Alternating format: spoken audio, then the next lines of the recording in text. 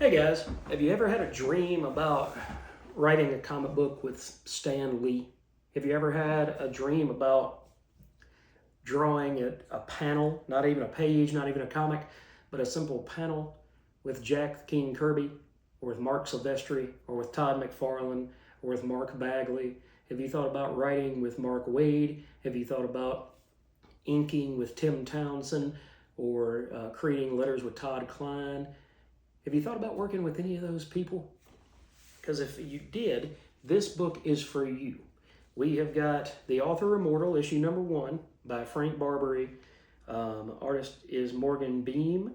And then letters Hassan Otsman El Hal. And the gist of this is that you have an author in the 1950s.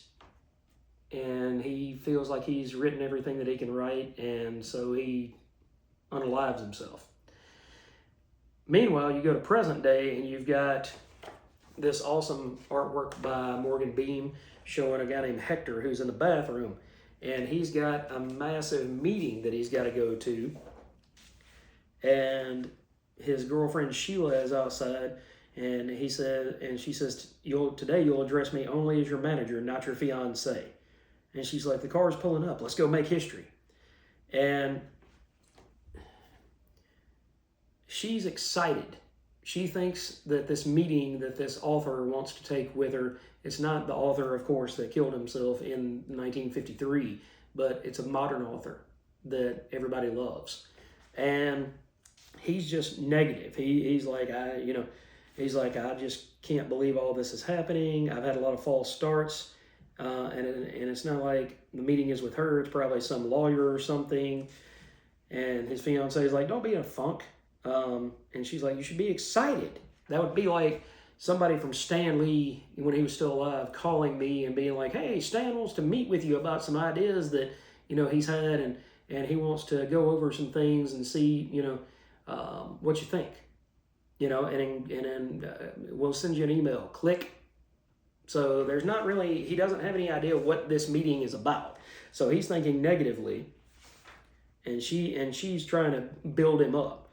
And it's Deborah Luckwell, who is kind of the J.K. Rowling of her time.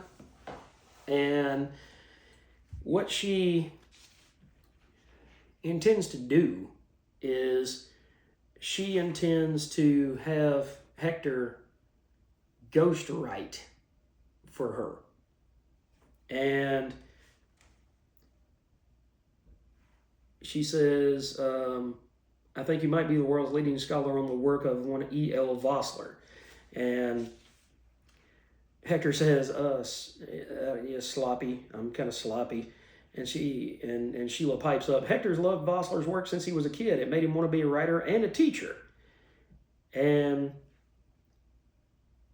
she said, and so Luckwell gets back and she says, I'm sure you're well aware that my reputation has taken something of a turn recently.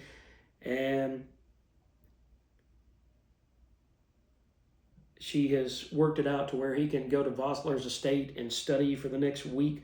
Several manuscripts and story Bibles on the premises need reviewing.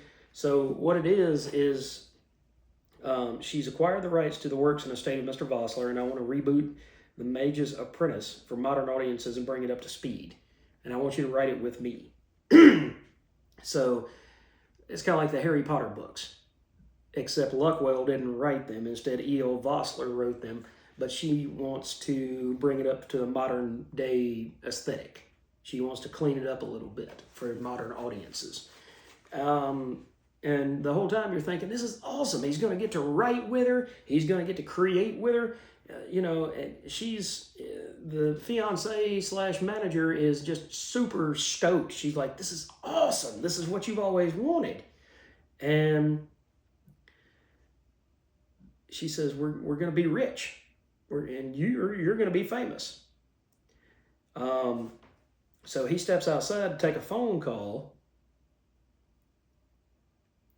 and it's his daughter.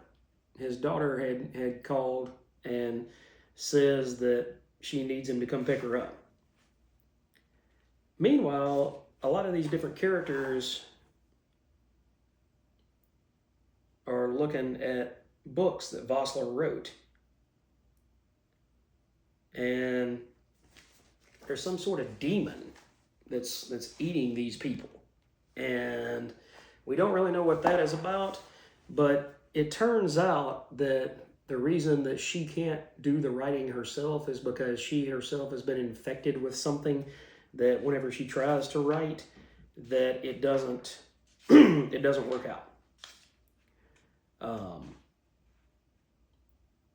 And she says, come on now, just a wee bit, just a sentence or two, you can do it.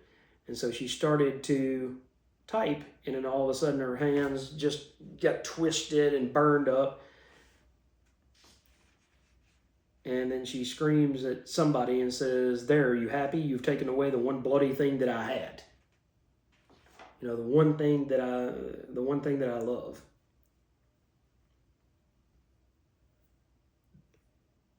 And whoever it is in the shadows that says you knew the accord and you have yourself only to blame. We're always watching. You try to cheat, to lie. You're snake, but you're ours. You wanted this power. Never forget what a tiny morsel you are in a world of sharks. So this was a lot of fun, man. This was a bucket ton of fun because you get to go out there and build something for a new audience, something that you've loved. It would be like me going back and, excuse me for saying this, J.M. DeMatteis, I'm sorry. It would be like me going back and rewriting Craven's Last Hunt. DeMatteis did it perfect the first time. He doesn't need my help. It's absolutely perfect. There's nothing in that book that hasn't aged well. There's nothing that needs to be brought up to speed. So somebody, after DeMatteis passes away, then somebody gets a hold of his estate and talks to Marvel about going back and doing a new version of Craven's Last Hunt. Okay? And they say, you know, there's just some things, you know, Peter was talking on a landline, now it needs to be a cell phone, you know, things like that. How do you go back and recreate something that's already a masterwork? How do you go back and build a finely furnished castle and you tear it down and you build something even grander? Or you add on to a house that when you walk into it, you consider it to be perfect. How do you do that as an author? So as an aspiring writer and as a writer myself, I want to see where this goes. This is absolutely, it passed my test as initial assessment. Everybody needs some of this in your life. The artwork by Morgan Bean is a little bit like Jeff Lemire. It's a little bit, you know, it's not for everybody, but I absolutely loved it. And the colors, everything came together perfectly. So go and check this book out. Like I said, it's from Image, and it was $4.99. I can't wait to see where this goes, guys. This is going to be great. This is going to be fun.